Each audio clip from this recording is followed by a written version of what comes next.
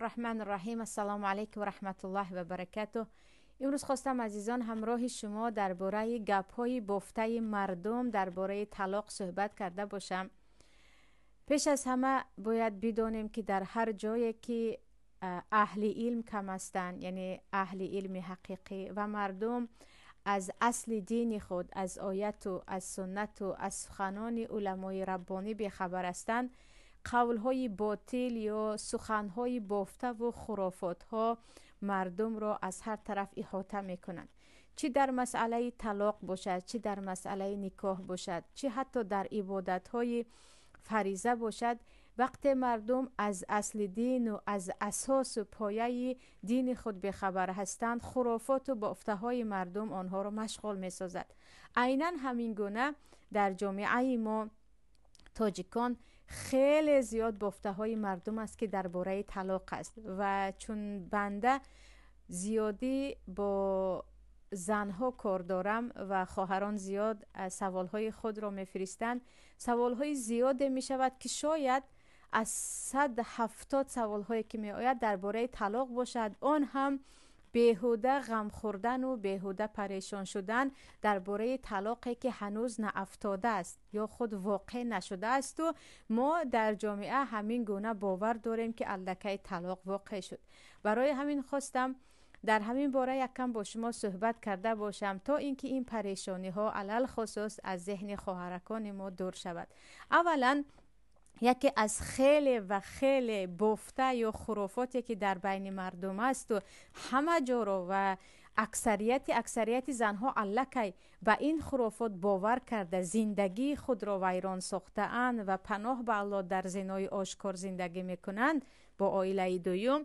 این که گویا اگر شوهر 4 ماه نباشد تو با تو سلام نکند یا حالت را نپرسد تو به طریق اتوماتیک طلاق میافتی. یعنی همین گونه سخن خیلی خیلی در بین مردم ما زیاد است که شوهر 4 ماه نپرسید الکی وی طلاق می افتیده است، شوهر 6 ماه نپرسید الکی او طلاق می افتیده است و الله یگانه قسم عزیزان نکم از 10 خواهر با من در تماس بودند که از شوهر یکمشون طلاق گرفتگی نیستند، فقط به خاطر اینکه 1 سال 2 سال تماما بی‌درک بود شوهر کردگی هستند. چی خیل شوهر کردی؟ به من گفتن که تو رو حالت رو 4 ماه نپرسی تو طلاق میشوی، تو کی خواهی میتوانی شوهر کنی. یعنی این گونه این خرافات و این بافته در اسلام یگان دلیل ندارد. آره در ما صحبت حضرت عمر همراه دخترشان است رضی الله عنهم اجمعین که وقتی میپرسن که حفصه تا چقدر وقت زنک میتواند صبر کند، حضرت حفصه میگن 4 ماه، در روایت 6 ماه. این معنیش این نیست که 4 ماه شوهرت دور شد تو طلاق میافتی. و همین نگاه کرده حضرت عمر میگن کسی به عسکری رفت از 4 ماه زیاد دور نباشد. اما بعضا میشود که عموما شرایطی که شوهر در مهاجرت هست یا یکی زندان شده میماند، یکی بیمار شده میماند، یکی به حالتهای دیگر دچار میشود، او شاید 1 سال و 2 سال حتی 10 سال نآید. در مذهب ابو حنیفه رحمت الله علیه تا 120 سال نگذرد حکم موت یا گفته شوهر تو مرد گفته به زنک تو عده نگاه کن نمیگویند. در ما اگر شوهر مدت شاید 4 ماه شاید از آن زیادتر عموما حال زن رو نپرسد، بعضا حتی مثلا در نزدیک باشد و حتی 2 ماه عموما به طرف زن نگاه نکند، زن حق دارد رود شکایت کند به قاضی و قاضی مسلمانه که از روی کتاب و سنت، از روی قول علمای حقیقی، نه از قانونهای دموکراتی حکم میکند، نه قاضی حقیقی اسلامی که کجاست این گونه قاضی ها در حاضر دولت های ما. می رود به او شکایت میکند و قاضی هم حالت زن رو میبیند و میدونید که قاضی یا گفتیم سودیه اسلامی و در اطراف خود یک چند یاردمچی و مشورتچی های خود را دارد و شوهر را کوفتوکوش میکنند، خیش و تبارش را پیدا میکنند، با آنها صحبت میکنند یا شوهر را یافته مجبور میکند که نگاه کنی یا طلاقش را ده، یا حتی بعضا زندان میکند که چرا این زن را عذاب داده ایستاده یا طلاق نداده ایستاده. یکی فهمید که در حقیقت شوهر در حالتهای هست که باید طلاق این را دهد و علاج طلاق دادن نیست، در آنجا قاضی حکم طلاق یا طلاق نامه صادر میکند. اما این نه که 6 ماه شوهرت تو رو نپرسید تو روی زن 1 نفر شوی، 4 ماه شوهرت با تو در تلفن صحبت نکرد، تو الکی گویا که زنی طلاق شده هستی و با مردهای بیگانه صحبت کنی. یعنی این یک بدبختی است که به یک خرافاتی که به دین رابطه ندارد این رو اسلام گفتن. گویا که در دین ما شوهر چه خیلی گفتم 4 ماه نپرسید زن دیگر طلاق می شده است و با همین او می توانسته است با مردهای بیگانه صحبت کند و حتی یک نقشه برای شوهر کردن کند و هستند نفرانی که طلاق نگرفته شوهر کردن که الان در زنا زندگی میکنند. 100 مولا شما رو اگر نکاح کرده باشد 4 تا فرزنددار شده باشید هم شما در زندگی حرام در زنا زندگی دارد، برای اینکه شوهر یگان شما رو طلاق نگفت و یگان جا آمدگی نیست که تو خود از خودت طلاق شدی. نه، میروی چه خیلی گفتم شکایت میکنی، اون طرف هم تمامی حالت تو رو دیده میبراید.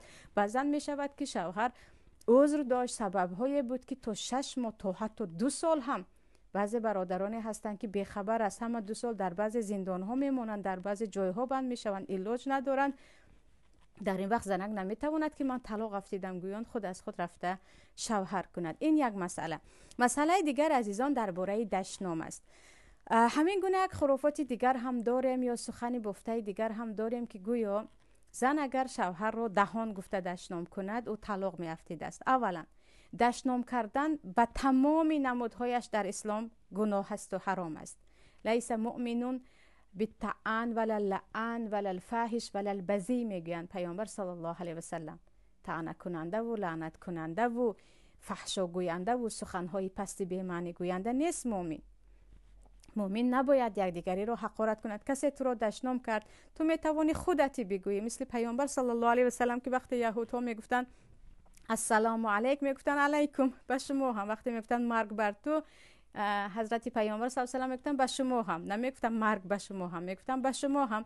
و وقتی حضرت عایشه میگن ور مرگ و لعنت به شما، میگن نه عایشه من جواب دادم تو دوام نده. یعنی پیامبر صلی الله علیه و سلم و اخلاق مؤمنان این است که به بدزبانی خود را عادت نکناند و زنی که شوهر خود را دهاند گفته حقارت میکند، نمیدونم از این زن چگونه فرزند بزرگ میشود.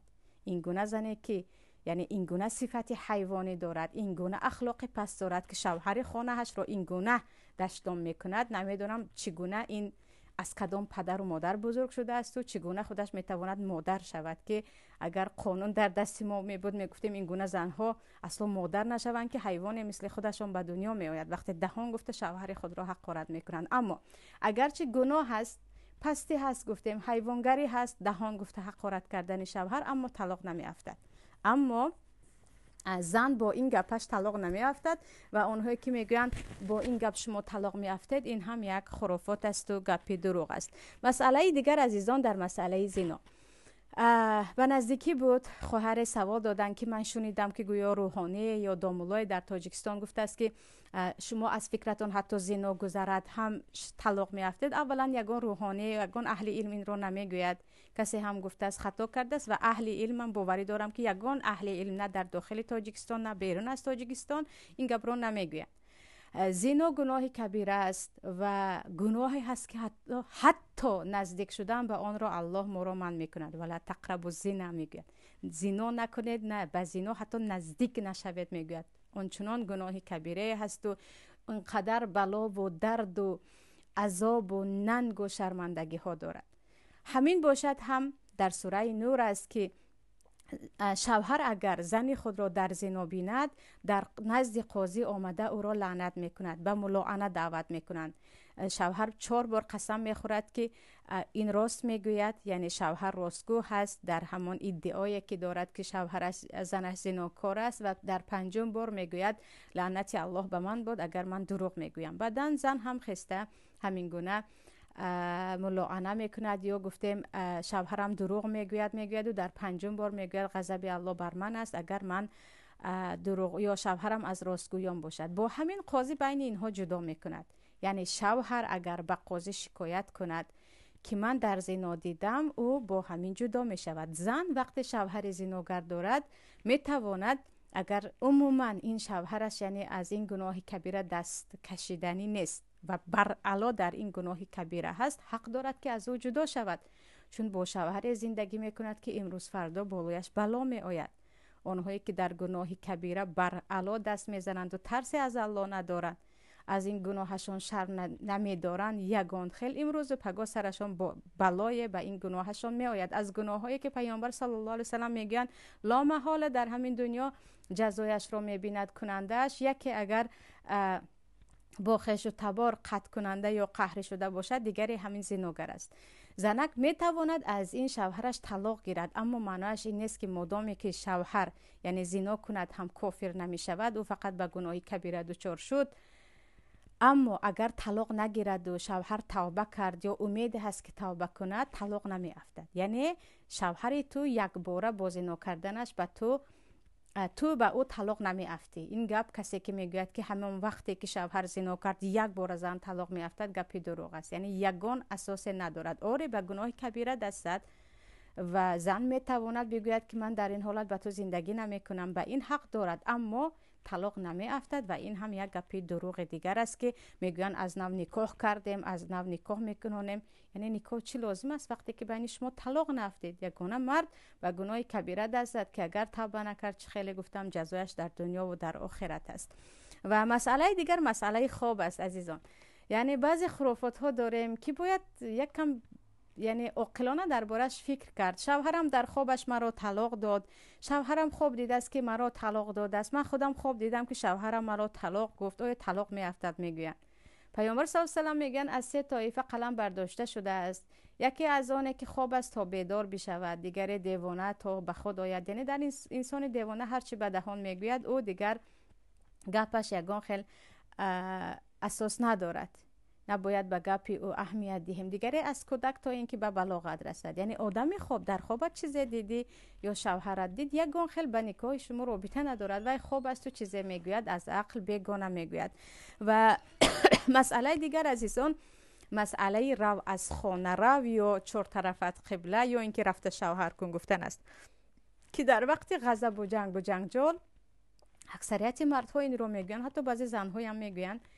مثلا مرد میگه رو به خانه پدر و مادرت، تو رو دیدن نمیخواهم، یا میگوید حالی میبینی طلاقت رو میدهم، اما طلاقت رو دادم نمیگوید، یا جوابت رو دادم نمیگوید. کلمه جوابت رو دادم هم عزیزان بعضا من گپی تو رو جوابش رو دادم میآید به معنای، بعضا در حقیقت به معنای طلاق هست، بعضا تو گفتی و من جوابت رو دادم میگوید با غضب که یعنی به گپی تو من جوابت رو دادم است که در وقتی گپ این رو باید فهمیم که او در کجا این رو استفاده کرد. اما طلاق همیشه طلاق است، طلاق رو به دیگر معنا هرگز گفته نمی شود. اینجا خواهران زیاد میگویند شوهرم گفت یک بار دیگر کردی من حالی طلاقت رو میدیم، یعنی طلاقت رو دادم نه حالی من طلاقت رو میدیم، یا گفت اگر همین خیل جنگ شدن گیرد حالی طلاقت رو میگیری، یا گفت مثلا بیرو شوهر کن با تو زندگی نمیکنم. این گپ ها همش دو پهلوها هست. رفته شوهر کن من با تو زندگی کردن نمیخواهم دیگر حرام استی و اینها همش گپ های دو پهلویه هست که این رو در فقه اسلامی میگن طلاق کنایوی، طلاقی که دو معنا دارد، دو پهلو دارد. در اینجا یک باره گرفته من طلاق شدم نباید گفت. در اینجا باید در این حالت ها از شوهر پرسید که مقصدت چی بود. اگر او مقصدش طلاق بود که البته از پسش میگوید من طلاقت رو دادم، اما مقصدش طلاق نبود هیچ چیز نمی افتد. در وقت غضب میدانیم غضب عقل انسان رو کلا میپیچاند یا گفتیم پنهان میکند و انسان در وقت غضب چیزهای زیاد میگوید. یگانه طلاق است که در وقت غضب گفتی یا در وقت هر حالت هم که گفتی دیگر طلاق می افتد. اما رو شوهر کن چهار طرفی تو قبله مثلا چه خیلی گفتم اصلا من با تو دیگر اصلا زندگی نمی کنم، اینها همش معنی دو پهلوی معنا دارد. یکی به معنای طلاق، یکی به معنای یک مدت زندگی نمی کنم، یا به معنای ترساندن است که در این وقت یک بار طلاق فکر نکنید. حتما یک کم اول شوهر آرام بشود بعد از این پرسید که مقصد چی هست، مقصدت چی بود. اگر گفت من در وقت غضب نخواستم یک مدت ببینمت یا چیزی دیگر، اینجا اصلا طلاق نمی افتد. اما گفت طلاق قدر دادم دیگر آن طلاق می شود. چیزی دیگر عزیزان مسئله طلاق در دست زن، یعنی زنهایی هستن که میگویند من با شوهرم جنگی شدیم و گفتم من خود را 3 طلاق دادم. یعنی تو حق خود را 3 طلاق دادن اول نداره، چون طلاق در دست مرد است و 1000 طلاق خودت رو کرده باشی هم طلاق نمی افتد. مرد مگر گفته باشد که من طلاقت رو به تو دادم، کی خواستی خودت رو طلاق دی و از خانه برآمده رو گفت، در اینجا میگیم وکیل کرد زنی خودش رو، یا امرو که بیادی که گفت، یعنی در دست خودت هست برای من هیچ اهمیتی نداره که خواستی خودت رو طلاق ده و برآمد رفت. در اینجا زن میتواند طلاقش رو دهد چون شوهر به او کلا سپارید. اما نه، شوهر یگان بار این گپ رو نگفته خود از خود من خود رو طلاق دادم گفته است. این گپ هم یگان اساس ندارن. 100 بار خودش رو زن طلاق دهد هم چون طلاق در دستش نیست، گویا که شما خانه‌ای که ندارید فروختم میگوید. عیناً همین گونه دیگر طلاق نمیافتد.